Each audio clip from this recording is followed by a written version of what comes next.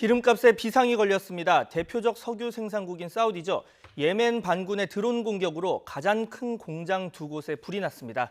사우디 하루 석유 생산량의 절반, 그리고 전 세계 5% 원유 생산에 차질이 빚어지게 됐는데요.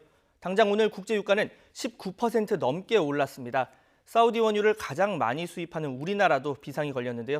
이번 사태가 향후 국제유가 그리고 우리 경제에 미칠 영향에 대해서 윤석천 경제평론가 연결해서 자세히 들어보겠습니다. 네, 평론가님 나와 계시죠? 네, 안녕하세요. 윤석천입니다. 네, 먼저 이번 공격 왜 발생했는지부터 이야기해 볼까요?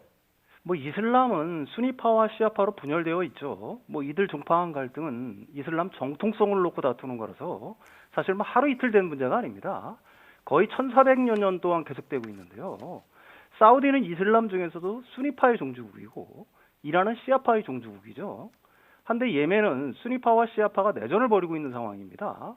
공식적인 예멘 정부는 사우디가 지원하는 수니파가 장악하고 있고요. 후티 반군은 시아파로 이란이 지원하고 있죠. 실질적으로 예멘의 내전 위기는 수니파와 시아파 간 중동 패권의 대리전 양상이라고 봐야 하는데요. 그동안 사우디는 아랍 동맹국을 조직해서 후티 반군을 계속해서 공격해 왔습니다. 이번 사태는 그에 대한 보복이라고 봐야 할 것이고요.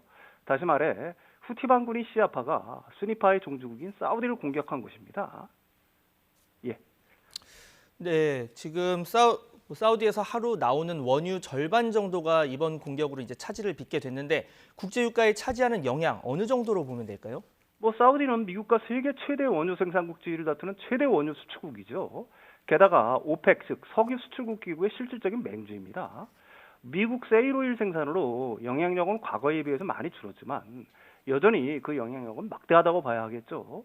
일단 이번 드론 공격으로 사우디의 하루 원유 생산량은 570만 배럴 정도 감소했습니다. 이 양은 사우디 하루 생산량의 절반 정도에 해당하는데요. 전 세계 산유량의 5%에 해당하는 엄청난 물량입니다. 그러니 이번 사태로 국제유가는 영향을 받을 수밖에 없겠죠. 문제는 이번 사태가 단기적으로 수습되느냐 아니면 장기적으로 영향을 미칠 것이냐 여부인데 그것에 따라서 국제유가가 받는 영향은 굉장히 큰 차이가 날 것입니다. 네, 앞서 지난 2006년이었죠. 이 테러 공격이 있었다는 사실만으로도 국제유가가 당시에 2달러 이상 급등한 사실이 있을 정도로 이런 테러 시도에 국제유가가 민감하게 반응하는 상황이죠.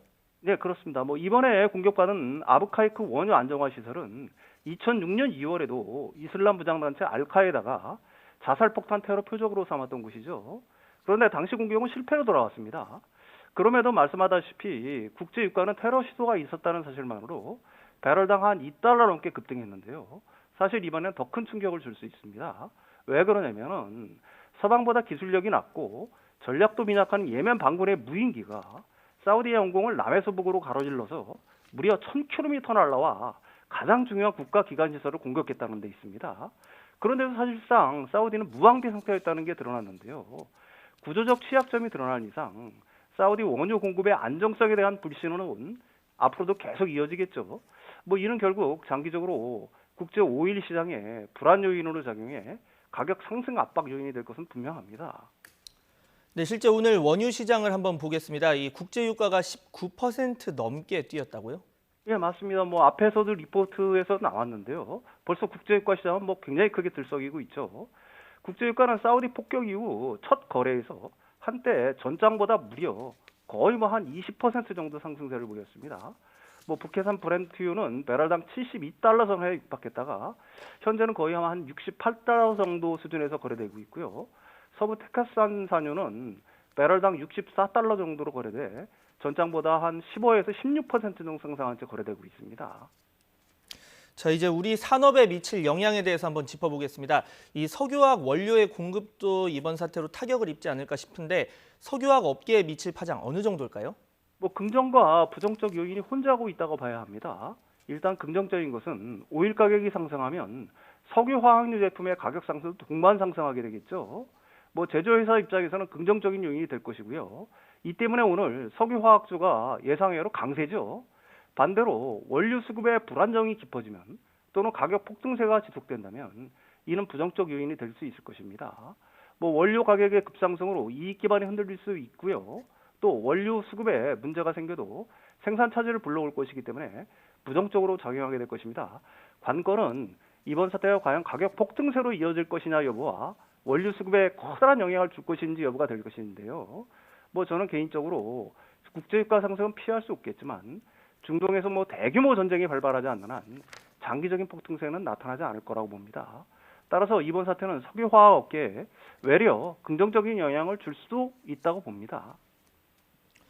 자, 우리나라도 뭐 말씀하신 것처럼 국제 유가에 영향이 있겠지만 국내 기름값에 큰 영향이 없으면 다행일 텐데, 네네. 자, 우리나라가 그동안 가장 많은 원유를 수입하는 나라 바로 사우디죠? 그렇습니다. 뭐 아무래도 상승 압력을 계속 받을 수밖에 없을 텐데요. 뭐 우리나라는 원유 수입의 31% 정도를 갖다가 사우디에서 의존하고 있습니다. 뭐 이번 사태에 영해서 결코 자유로울 수는 없겠고요. 국제 유가는 통상 2에서 3주의 시차를 두고 국내 유가에 반영된다는 점을 갖다가 감안하게 되면 다음 달 초부터는 휘발유 등 석유 제품 가격이 본격적으로 오를 가능성이 높다고 봐야 할 거고요.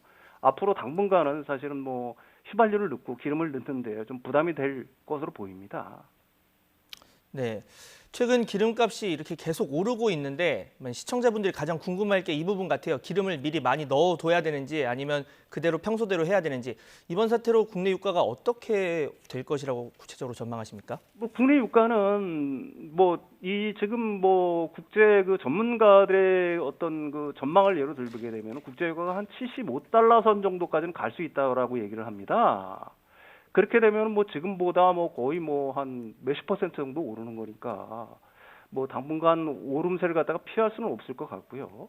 그렇다고 해서 뭐 기름을 지금 당장 많이 넣는다고 해도 그게 뭐 기껏 해봐야 뭐 한 일주일 정도 가는 건데, 사실 국제 유가는 우리나라에 한 2, 3주 시차를 두고 뭐 영향을 미치기 때문에요. 뭐 9월 말, 10월 초부터는 좀 유가 상승세가 본격화되지 않을까 그렇게 생각을 하고 있습니다. 네, 9월 말에서 10월 초 정도면은 이제 그렇죠. 본격화될 예. 것이다 이렇게 이야기를 네네네. 해주셨고, 그래서 미국도 대책을 내놓았습니다. 이 기름값 안정을 위해서 그동안 자신들이 저장해 놓은 비축유를 활용하겠다는 건데 효과가 있을까요?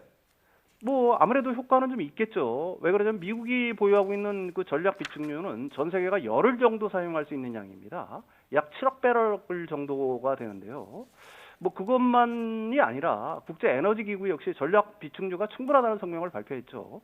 국제 에너지 기구에 따르면 6월 말 기준으로 민간 보유량까지 계산할 경우 약 330일 비축량을 확보하고 있다고 합니다. 뭐 국제 에너지 기구는 지난 2011년 리비아 내전 때도 전략 비축유를 갖다가 풀어서 하루 170만 배럴의 원유를 세계 시장에 공급하기도 했죠. 뭐 전략 비축유 방출은 굉장히 위급한 상황에 이제 행하게 되는 건데, 이게 만약에 이런 조치가 시행이 된다라고 하게 되면 분명 유가 안정에는 효과가 있을 것입니다. 예. 네. 자, 예멘 반군은 또 공격을 하겠다 이런 입장을 밝혔습니다. 향후 이번 사태와 그리고 앞으로의 석유 시장 궁극적으로 어떤 방향으로 흘러갈까요? 뭐 월스트리트 저널이 사우디 관계자의 말을 인용해 보도한 바에 따르면 완전 복구까지는 수주가 걸리겠지만 16일까지 시설의 3분의 1이 복구될 것이라고 밝혔습니다. 하지만 향후 오일 시장에 불안 요인으로 작용할 것은 분명하고요. 뭐 세계 최대 원유 생산국의 원유 생산 안정성에 의문이 제기된 만큼 사우디 시설의 복구가 완료되더라도 국제 유가엔 상당 기간 상승 압력을 줄 것입니다. 다만 과거와 같은 폭등세가 장기화할 것이라고 보는 전혀 보이지가 않습니다. 왜 그러냐면 일단 세일 오일 증산이 계속되고 있고요. 러시아 등 비오펙 기구의 증산 가능성에 더해서 오펙이 그동안 유가 약세로 지속해왔던 감산 정책을 갖다가 이번 사태로 폐기할 가능성도 높기 때문입니다. 무엇보다 세계 경기 둔화로 오일 수요는 극히 뭐 제한되고 있는 상황이죠. 뭐 결론적으로 이번 사태로 중단기적으로는 오일 가격 상승을 피할 수 없겠지만 과거와 같은 폭등세가 연출될 거라고 보는 것은 좀 힘든 전망이 아닌가 이렇게 봅니다. 네, 오늘 준비한 소식 여기까지입니다. 지금까지 윤석천 경제평론가와 이야기 나눠봤습니다. 수고하셨습니다. 예, 감사합니다.